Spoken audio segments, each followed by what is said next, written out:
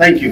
Definitely আমাদের standard medical procedures বলে যে এরকম একটা সিচুয়েশনের পরে আমরা সকল প্লেয়ারদেরকে মেন্টাল কোচিং অথবা সাইকোলজিক্যাল সাপোর্ট দিব, যাদের যাদের লাগে তারা অবশ্যই পাবে, আর যাদের লাগে না তাদেরকে আমরা অ্যাসেসমেন্ট তাও করবো ফর দেয়ার সাইকোলজিক্যাল ওয়েলবিং।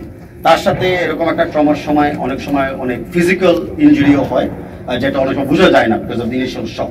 তো আমরা ওই ফিজিক্যাল ইনজুরির জন্য আমরা কিন্তু প্রস্তুতি নিয়েছি।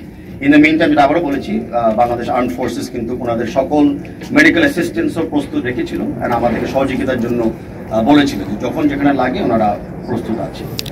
এই টাইমে আমি বলি যে আমাদের, আপনারা জানেন যে আমাদের ওয়েবসাইটের মাধ্যমে আমরা নিয়মিত বাংলা সিটিজেনকে ইনফরমেশন দিয়েছিল আমরা কি করছি না করতেছি। তার পিছনে একটা বড় অবদান ছিল ISPR এর, যারা এগেন আমি বললাম যে আসল তথ্যটাকে খুঁজে এবং প্রস্তুতি তথ্যটাকে সবসময় আমাদেরকে ইনফর্ম করেছিল এবং মিডিয়ার মাধ্যমে সবাইকে ইনফর্ম করেছিল। আর আরেকটা গ্রুপ যারা সবচেয়ে বেশি ভূমিকা রেখেছিল সেটা ছিল আমাদের যারা আজকে যারা পাইলট ছিলেন, এয়ারক্রাফটটাকে সেফলি নিয়ে আবার সেফলি রিটার্ন করেছিলেন, তাদেরকে আমি ধন্যবাদ জানাতে চাচ্ছি আপনাদের মাধ্যমে আমার এই বক্তব্য। Thank you.